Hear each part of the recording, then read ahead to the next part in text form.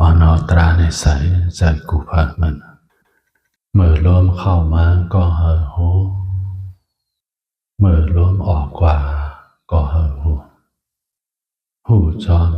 อมตีลมเข้าลมออกตั้งตัวจับเก่าพามันลมเข้ายาวแลสั่งลมออกยาวแลสั่งลมออกปอดแลสั่งลมออกปอดแลสั่งเฮามีลองตามหูอยู่ตีลมเข้าลมออกตั้งตัวจับเก่าพามันเอาลมเข้าลมออกเก่าคำ19อ่อนสิเอาเหยียดนั่นก็ด้วยจอตีเงาตราเขานั่นตีมันตรอกตีนั้นเป็นลงคึกลึกนะแต่อย่าไปว่าสั่งมันหูจอมันก็เยอะพอตีนั้นอานาปานาสติสมาธินั่นลัดว่าป้นไหนหลอกลายตัวจอมอานาปานาสติมันมีอยู่16เปิงนะข้อหมายหนึ่งเอาล้มเข้าล้มออกยาวไหนก็หูจอมติ๊กข้อหมายสองสั้นเอาล้มเข้าล้มออกเหมือนปอดไหนก็หูจอมลองเหมือนปอดนะหูจอมข้อหมายสามนั่นสำคัญเมื่อล้มเข้าล้มออกนะก็หูจอมแล้วตีเงาต่อไปมันกอบไหนมังปอกนะเจ้าจังปอเอาล้มเข้าล้มออกลึกๆมันว่านะเอาหูจอมถึงเงาถึงปลายมันนะ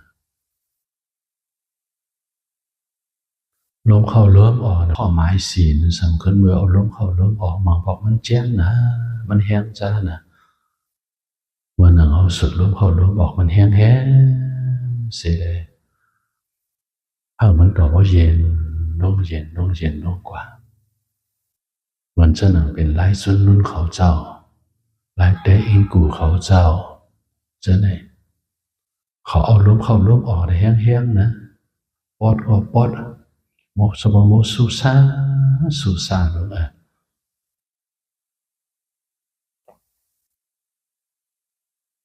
กำได้พอเอาล้มเข้าล้มออกสิมังปอกมังเลยเนี่ยนะเป็นปีติจมซื้อปลาจอมอันไหนอยู่ที่นะข้อหมายห้าเนี่ยข้อหมายหกนั่นสำคัญเมื่อล้มเข้าล้มออกนะครับว่าจึงตั้งกัดเย็นตัวกัดเย็นใจกัดเย็นกวนเขาบอกเขามาเพื่อเกิดการตรัวิปัสสนาบนไหนเมื่ออยู่ที่หัวเฮินเย็นจะพงผิวนะว่าเขามาตินบางตรามาฝึกวันหนึ่งยาววันหนึ่งว่าตัวก็เงียบเย็นใจก็เงียบเย็นมาจอมซื้อฮัลโหลอายาสามจิมอย่างนั้นเนี่ยเหมือนเจ้าหนังเขามีข้อนำตั้งกินขืนโคอกสาปิดซีโคของเฮินเย่เจ้าเนี่ยมันมาขึ้นไหลตีตั้งใจในแสพอเอาล้มเข้าล้มออกมองบอกเป็นปีติคนตุ่มเลือดตุ่มตัวกี้มาสานพินพรหน่อยมองบอกตัวเงียบเย็นใจเงียบเย็นลองตัวเงียบเย็นใจเงียบเย็นเนี่ยเมื่อปนมาเมื่ออายุเจ้ายังอ่อนอายุ16ในคำสั่งนั้นนะอยู่ดีจ้องของหมู่7 วันขึ้นกว่าดีจ้องกรรมฐาน34 วันลงใน21 วันในขึ้นทากลงจ้องมาจอยหนาวเอินเจเมื่อกว่าดีเนื้อจ้องกรรมฐานนั่นนะเมื่ออายุ16นั่นได้ฝึกนั่งภาวนาอันนั้นได้เอาลงเข้าลงอ่อมจะเอาตีป้องเวียบในมัดหมายต้องจอมตีต้องในมันป้องยาวเวียบยาวป้องยาวเวียบยาวมัดหมายต้องจอมตีต้องในมันป้องยาวเวียบยาวป้องยาวเวียบยาวใจนี่ชื่อจ้าตีต้องไว้ติ๊กมีวันหนึ่งหันน้ำมิดหมอกโมตัวเจ้าเก่าก็นั่งอยู่ไอ้ตีนน้ำหมอกโมนั่นตัวก็เมาใจก็เมาหันหมอกโมนั้นสูงขึ้นกว่าเหนือกลางหาวนั้นผ้าคงหมอกนั่นนะตัวก็เงียบเย็นใจก็เงียบเย็น ตัวก็เมาใจก็เมาฮัลโหลเจจิมไปยามยามาเลยหูจักอายาสามือพ้องอายุ16มือพ้องเฮ็ดคำสร้างนั่นนุ่งสังกาในกว่าปฏิบัติก็ตีเลยว่าเกจูตีนนั่นหนังเก่าจังปอมาถึงได้ตีไหนตัวเงียบเย็นใจเงียบเย็นอยู่ไว้ตีในกลางหาวนั่นเลิกเจอนะ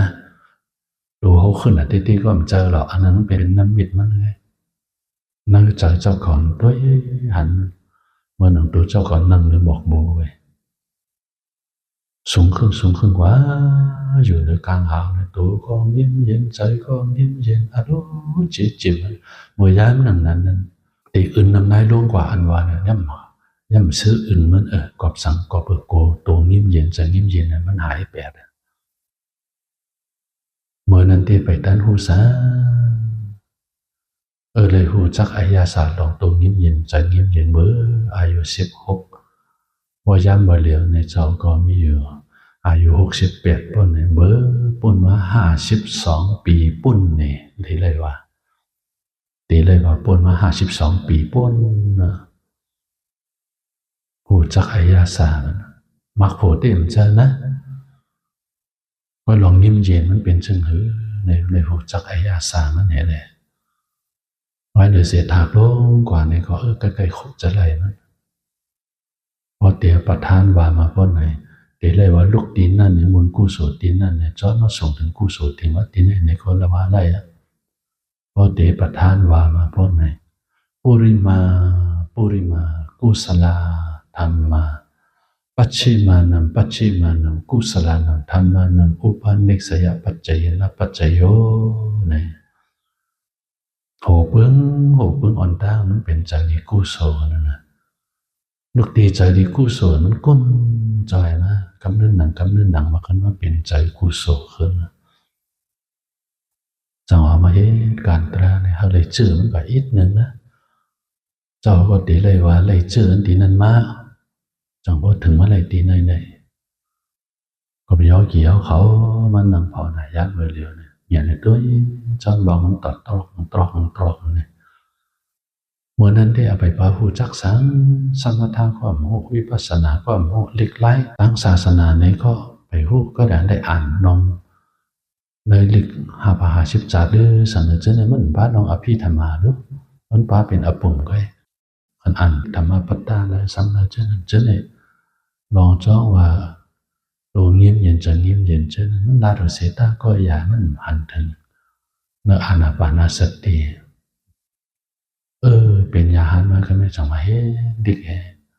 จังขึ้นหาตระหาชาสมากุติกุตั้งเบอร์ป่องจังมาก็จังเป็นอันในหนอเบอร์พร้อมปนเหมือนเขายำในยามารู้ไหนสำคัญที่เราจะเจ้าก็จมซื้อจอมอันนี้เป็นเพราะออกอานาปานสติติลบเขาล้มออกเสียจากนั้นเขาในมังบอกตีโตขิ้งเขาในโตเมาใจเมา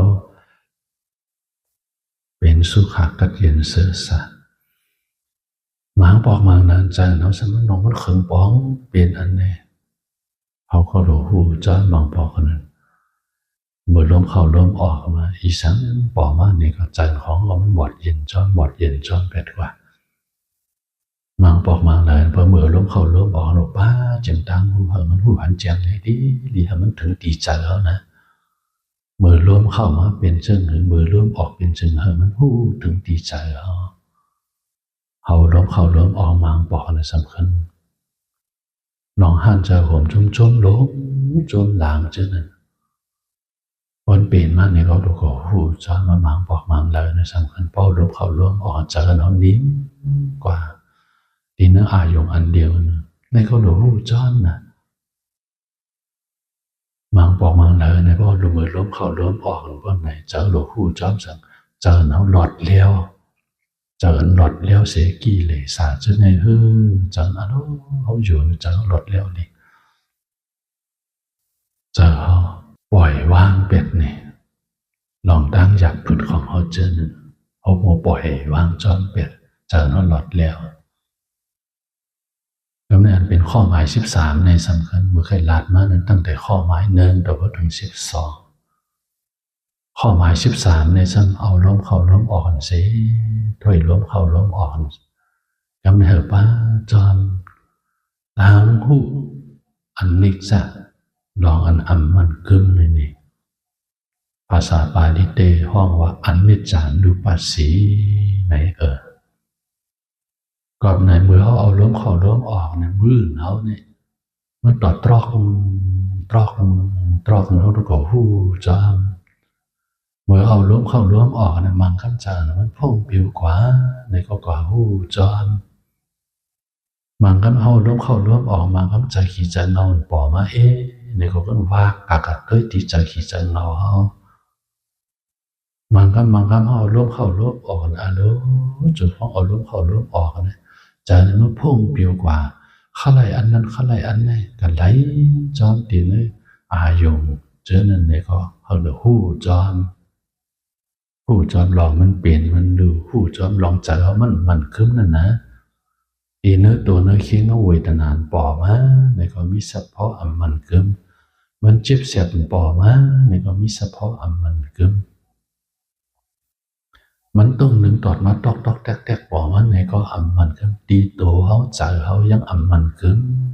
เน่ตีตั้งเราก็มันคึ้มเหมือนกันเขาหลงหมอไว้วางใจกันในเขาก็ถามว่ามีตัวเก่าก็เนาะเป็นโอ้ยก็โอ้ยเสียเขาอยู่ตั้งนอกตัวเขาเนี่ยก็เขาก็มีมันในตัวในขี้เขามันตอกเหมือนหนังเขาอย่างเขาก็ถามว่าแล้วก็มันนังเผานะจากก็เป็นว่าพงปิวนำเขาก็ถามมีเขาก็อยู่เจอพงปิวโอ้ยก็โอ้ยเสียเขามันนังเผานะเจอเขาก็มีเจอพงปิวเหมือนหนังเขาอย่างเมื่อเขานั่งภาวนาอยู่นั้นบางครั้งเวทนามันเจ็บอย่างเสียบหลงฮัลโหลเก่านี่เป็นมาเจ็บอย่างเสียบหลงโอ้ยก็โอ้ยเสียจังเนี่ยเขาเตรียมเจ็บเสียบเยอะนอเนี่ยเขาก็เจ็บเสียบเหมือนจังหนึ่งเขาอย่างโอ้ยก็โอ้ยเสียอยู่ด้านนอกเนี่ยเขาก็มีขันธ์ห้ากองเหมือนกันเขาก็มีขันธ์ห้ากองเหมือนกันยกเวทนาสัญญาสังขารวิญญาณเนี่ยตีนขันธ์ห้ากองเนี่ยยกเตี้ยปอมาในก็มันกึมเวทนาปอมาในก็มันกึมสัญญาปอมาในก็มันกึมสังขารลองเจอตึกซ้นจะในปอมาในก็มันกึมวิญญาณเจอหูจะในปอมาในก็มันกึมอีสังปอมามีเฉพาะลองมันกึมมีเฉพาะร้อนมันก็เหมือนกันหมดนะเอาหลวมีสติญาณปัญญาเสด็จหูจอมดีเนื้อบทสวดมนต์ดีเนื้อเมืองไทยของเขา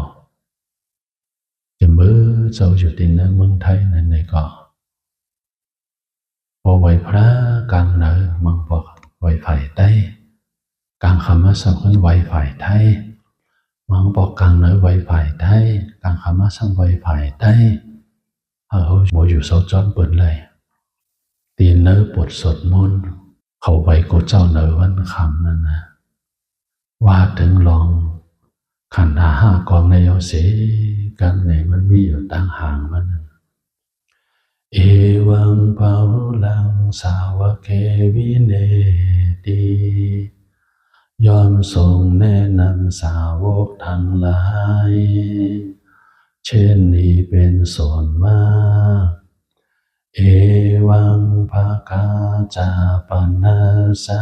ภะคะวะโตสาวกเกสุอนุสาสนีปะหุลาปะวัตติอันหนึ่งคำสั่งสอนของพระผู้มีพระภาคเจ้านั้นย่อมเป็นไปในสาวกทั้งหลายส่วนมากมีส่วนคือการจำแนกอย่างนี้ว่า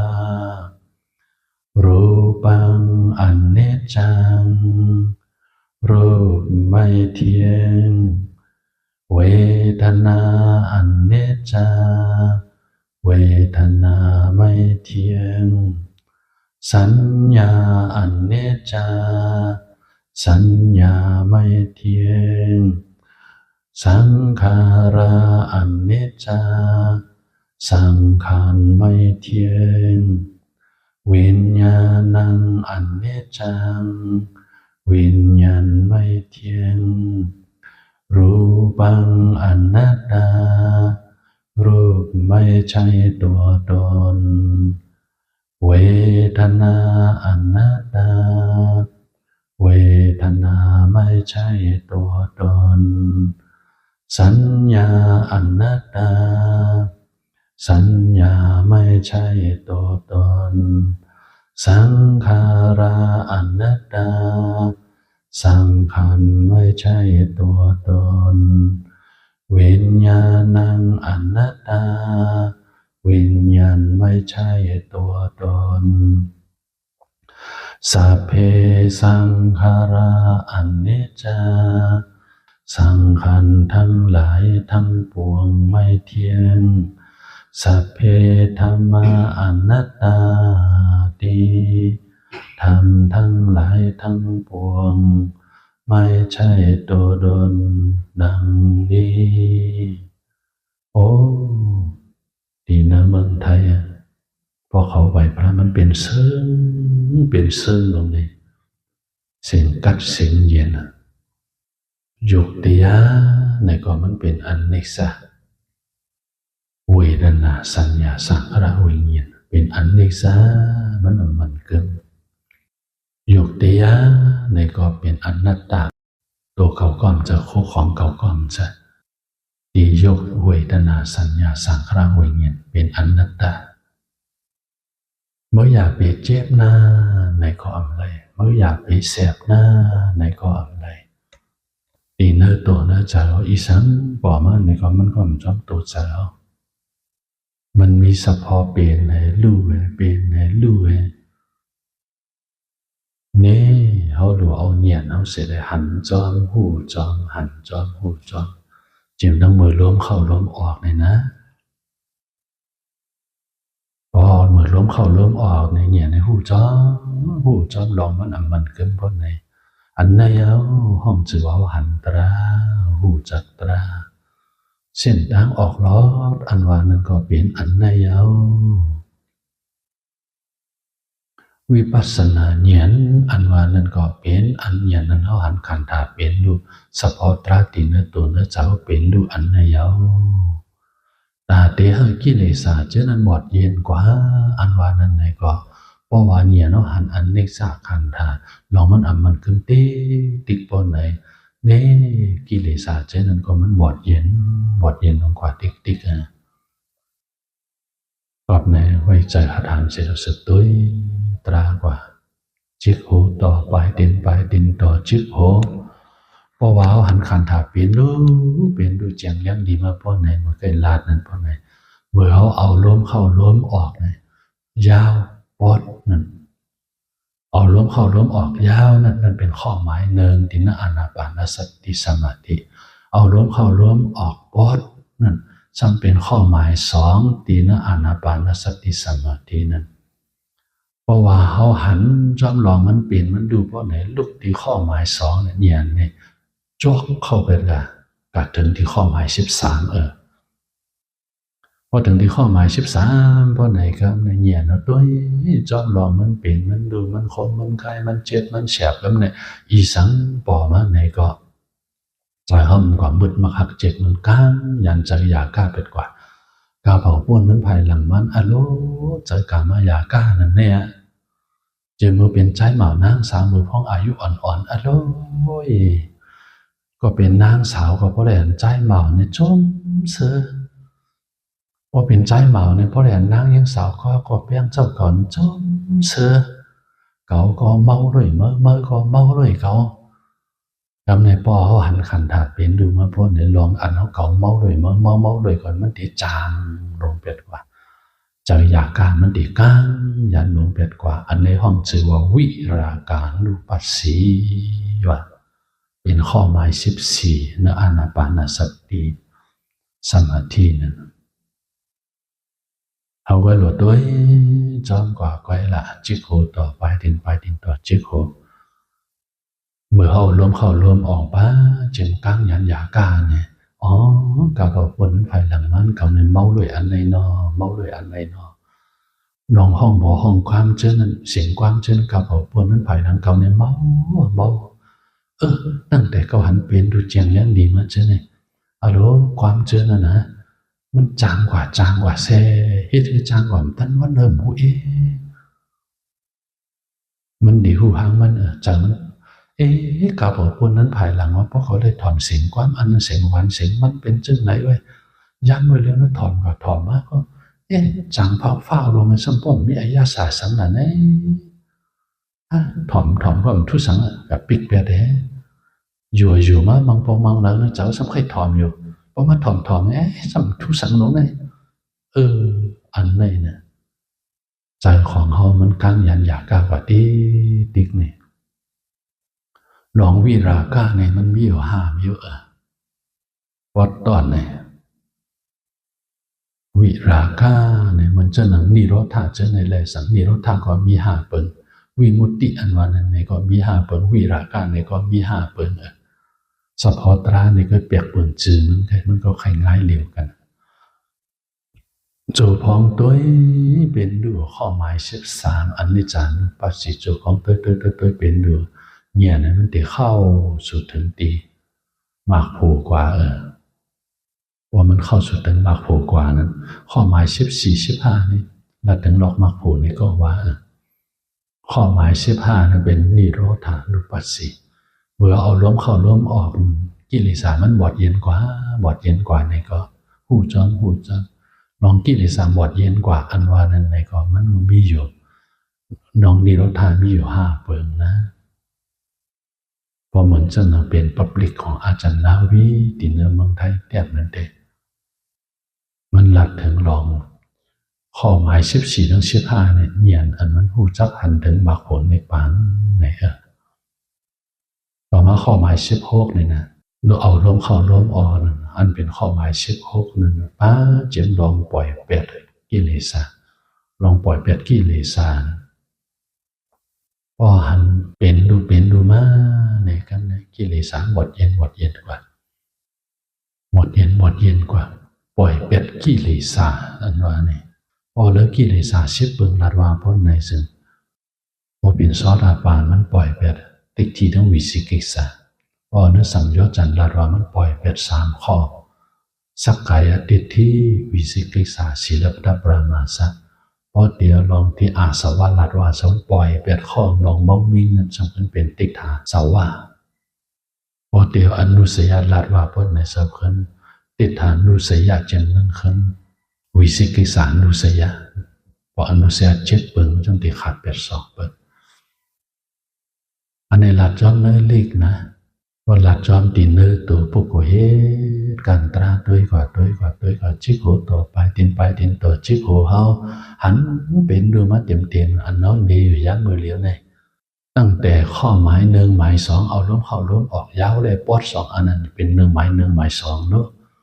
ลูกตีล้มเข้าล้มออกยาวเลยสังปอดเลยสังหามันสอดก้องจอมกันตั้งอย่างนั้นหันขันถาเป็นดูพวกในจอกเข้ามาอยู่ตีเนื้อหมาย13อยู่ตีนอนิจจานุปัสสีเพราะหันตีนอนิจจานุปัสสีมันจ้ามาโผล่นิพพานไว้นะกับในสึกด้วยกว่าด้วยมังพอเขาด้วยเป็นดูอยู่เขาหลงบอกกุ้มทิ้งบอกแผ่เต้นเองเดียวศรัทธาวิริยะสติสมาธิปัญญาเขาหลงบอกปองแผ่มันบอกแผ่เต้นมันศรัทธาทั้งปัญญาสอนให้กับเพ่งปิ้งกันวิริยะและสมาธิเพ่งปิ้งกันหามีสติหูจอมอันนั้นมันหยบย้อนในเขาหลุดแห้งอันนั้นมันล้นเลยเขาหลุดย้อนให้มันลงมาเขาหลุดหมมีสติหมกุมทิ้งมันตีในมังปอกมังแล้วนั้นภาวนาอยู่เนี่ยมันเพชรกับเป็นกำนะเดี๋ยวก็ใครนอนก็ซ้ำจัดนั่งภาวนาอยู่ก็ต้อยเป็นรู้อยู่มันเพชรกระดานเป็นกำสังวรเบยามันเพชรนั่นเพชรก็เป็นกำนั่นนะสังเจิงว่าเองตรี5 เปิงปู่5 เปิงเขาเต็มพร้อมบ่ไหนอันนั้นที่เข้าสู่มรรคผลเลยเนื้อย้ำนั่น ก็บอกอิงตรีเขาไปกว่าเพลงกันเลยตรามาอยู่ก้อยหนาเขาไปกว่ามีเงียนฮับเอามันเลยกอบไหนขึ้นเวตัวเมใจของเขากันด้วยเป็นดูกว่าโจพองด้วยเป็นดูอยู่บางคนเหมือนติ่มเหมือนเจ้าหนึ่งไฟฟ้ามาสดรูปในหันเป็นในสุดกว่าตาตามันเหตุการณ์ตราบนหกโรตรามาโขเป็นเจ้าหรืออันว่านั้นด้วยเป็นหันเป็นในสุดกว่าเยอะเลยป้อมากป้อมาก็ผูกจอดมาภายหลังมันก็มีอันมีสังขันกลางมันว่าเป็นก้นเหยียนเลียดในก็โผล่ดีมา3 ขนาดว่าเป็นก้นเหยียนเทิงในก็ดีมา2 ขนาดจันทรโสตปฏิมากในมันตีปอเลยปอกเร็ววิปัสสนามากเนี่ยนั้นหันขันดาเป็นดูนี่เดอัลโลนับมันอ่านอะไรน้ำมันเขาดูปอจันทรโลกุตรามากอริยามากนั่นเองเพราะมันบอกว่ากำเนิดคำนั้นก็เย่าตัวกว่ากำเนิดคำนั้นจันทราโสตปริมาก็ปอได้ปอกเลี้ยวจันทราสกตกามีมาก็ปอได้ปอกเลี้ยวจันทราอนาคามีมาก็ปอได้ปอกเลี้ยวจันทราอรตามากนั้นก็ปอได้ปอกเลี้ยวอันเป็นโพนั่นเองมาเปียกปืนกันคนก็เลยมันเหยียนเล็ดนั่งเหยียนเทิงวันเหยียนเล็ดในก็มันตีโพมันตีมา3 คำวันเหยียนเทิงมา2 คำไว้เลยเสียนั้นเข้ากว่าตีนพองกับ7 เหมือนเจ้าหนึ่งคนวันนัดกว่าเหมือนมันตื่นหูโตมาไหนกันไหนเมื่อใกล้นั่นน่ะก็ตัวเป็นชื่อคนต่อไปตินนะบางคำมันแพทย์ไม่เป็นหนึ่งคำแพทย์ก็ไหนก็คนตั้งเติมปฏิบัติอยู่คำนั้นหนังมาเนี่ยเหมือนของไฟฟ้ามาช็อตในปลุกเนี่ยแล้วแกยิ้มได้ซ้ำกว่าดีแล้วนะในดีว่าเขาให้นอนก็ซ้ำจะเป็นดูเจนซ้ำกว่าแล้วหมดมันเดี๋ยววนเที่ยงวนเที่ยงอันในห้องจะว่าภาษาว่าขนาดยันว่าป้อนนั้นยัน16 ลาดว่าป้อนไหนอันไหนเป็นยันหมาย16 คำเดียวเขาเหตุการณ์ตราอันวันถึงตีไหนวนเที่ยงมาโผล่ในป่าน3 ข้อนี่เด้ถึงวนกูก็ผู้ลิกก็วนผู้ลิกก็วนกิเลสเจอขาดเยอะกิเลสเจอเลยอยู่มังเจอก็วนมังเจอก็หมดเพราะว่าหลัดหลงกิเลสเพราะ10 เปิงเพราะไหนจันทราโสตปริมากเนี่ยติ๊กที่จึงต้องวิสิกิสา2 ข้อเนี่ยมันขาด8ยังเดืออยู่แทงเจอนั้นกิเลสเจอเลยอยู่มังเจอก็วนมังเจอก็หมดสังวาก้นก็อะไรมันมีตั้งหูตั้งหันเพราะไหนมันเดี๋ยววนทั้ง5 ข้ออันในห้องเจอว่าภาษาว่าขนาดเย็นว่าเป็นเย็นหมาย16เลยอันเลยเอาเหตุการณ์ตราหรือว่าถึงตีในจังตีเจ้าตัวอ่อนสุดด้วยตราในตัวเนื้อเจ้าก็เผามันกว่าเมื่อล้มเข้ามาก็เห่อหูเมื่อล้มออกกว่าก็เห่อหูจอมเสียเงียในซอยจอมตอกจิโกต่อไปดินต่อจิโกเขาวางคำใจขี่ใจเหนาปอมาก็หลูหูจอมบางคำใจจมเสื้อปอมาก็หลูหูจอมมีสติเงียนปัญญาหูจอมภายหน้าเป็นดูภายหลังเงียนจอมหูลูแลหูกึกกันเดเจียวหันเน็บปันหันอันเลยเฮยักมักอันเลยเฮเอาผ้าเป็นเขาล้มอ่อนสุดด้วยตราในตัวนะเจ้าก็เพิ่มมันกว่าละเขายามมีกาขันเขายามมีกาขันอ่อนกันใช่เขายามมันเป็นพรในกูฟังนั้น